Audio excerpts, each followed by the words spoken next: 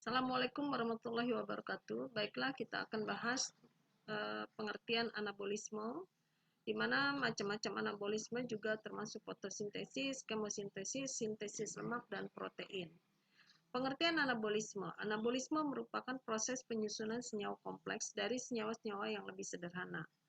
Nah, ini adalah contohnya peristiwa fotosintesis, di mana senyawa CO2 dan H2O ditambah energi cahaya matahari akan menghasilkan C6H12O6. Adapun macam-macam anabolisme, yaitu fotosintesis, di mana proses penyusunan senyawa amilum dengan bantuan sinar matahari. Foto itu artinya cahaya.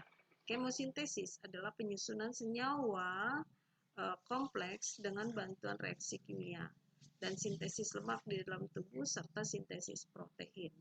Baik, kita akan bahas fotosintesis.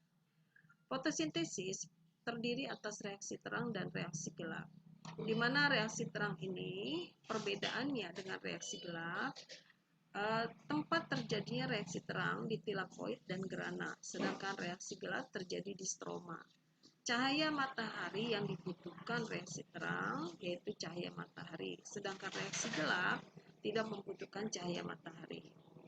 Sistem yang terjadi di dalam reaksi terang yaitu adanya istilah fotosistem 1 dan fotosistem 2, sedangkan reaksi gelap tidak terjadi sistem. Proses yang terjadi pada reaksi terang yaitu eksitasi elektron, fotolisis, fosforilasi, siklik, dan non-siklik. Adapun reaksi gelap terjadinya fiksasi karbon dioksida, reduksi regenerasi, dan RUBP.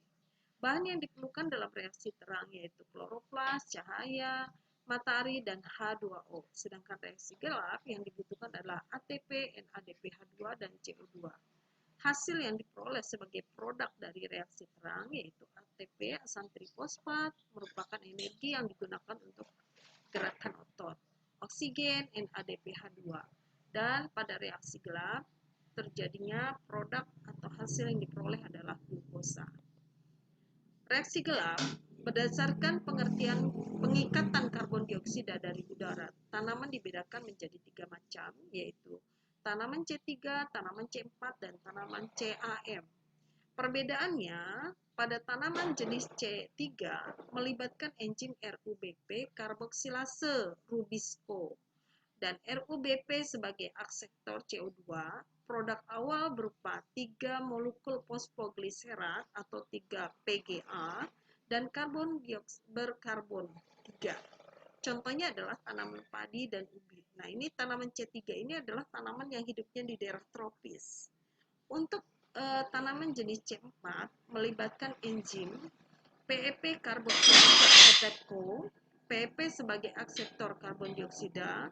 Produk awal berupa oksaloasetat atau malat, karbohidrat berkarbon 4, meminimalkan fotorespirasi dan meningkatkan produksi gula sehingga lebih efisien. Contohnya tebu dan jagung.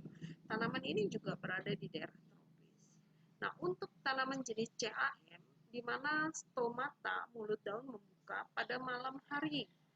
Karbon dioksida difiksasi, diikat pada malam hari dan diubah menjadi asam organik ke dalam vakuola sel mesofil.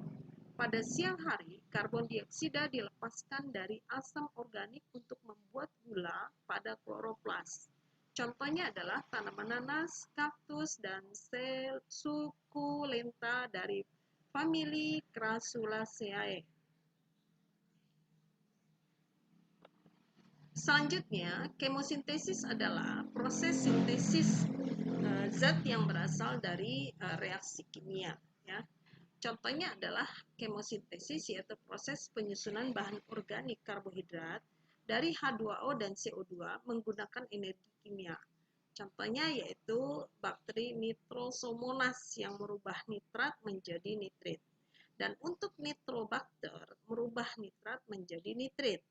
Nah, ini kemosintesis terjadi pada berbagai kelompok bakteri seperti bakteri nitrifikasi, ini pengikatan nitrogen bebas dari udara, dan bakteri belerang. Contohnya adalah Beggiatoa thiocyanidum. H2S ditambah oksigen dengan bantuan bakteri Beggiatoa atau Thiospirillum berubah menjadi 2S dan H2O, di mana sulfur dan molekul hidrogen dan oksigen akan membentuk H2SO4 sulfat. Perbedaan fotosintesis dengan kemosintesis dilihat dari senyawa yang terlibat. Pada fotosintesis diperlukan karbon dioksida dan H2O, sedangkan kemosintesis diperlukan senyawa organik, oksigen, CO2, dan H2O. Tempat berlangsungnya fotosintesis terjadi di kloroplas dan kemosintesis menghasilkan pigmen semacam klorofas atau terjadi pada pigmen sejenis dengan klorofil. Sumber energi yang diperlukan untuk fotosintesis yaitu cahaya matahari, sedangkan pada kemosintesis senyawa organik yang dioksidasi. Pelakunya fotosintesis terjadi pada tumbuhan, sedangkan pada kemosintesis yaitu mikroorganisme kemosintetik bakteri.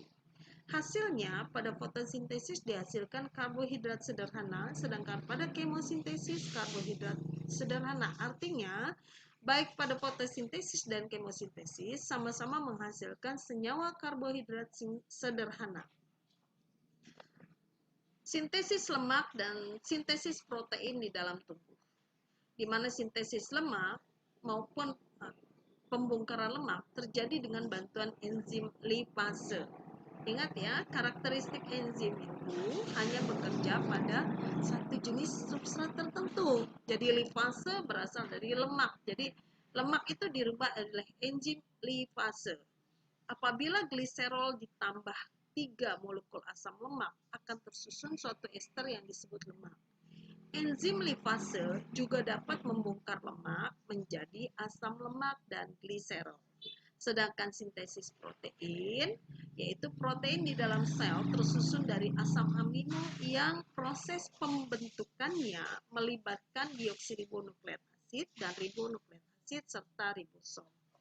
Protein tidak disintesis langsung oleh gen, melainkan melalui proses transkripsi dan translasi. Demikian yang dapat Ibu sampaikan terkait dengan anabolisme. Terima kasih pula kepada PT Intan Pariwara beserta penyusunnya yang telah memfasilitasi PowerPoint ini. Kurang dan lebihnya Ibu mohon maaf. Bila taufiq wal hidayah. Wassalamualaikum warahmatullahi wabarakatuh.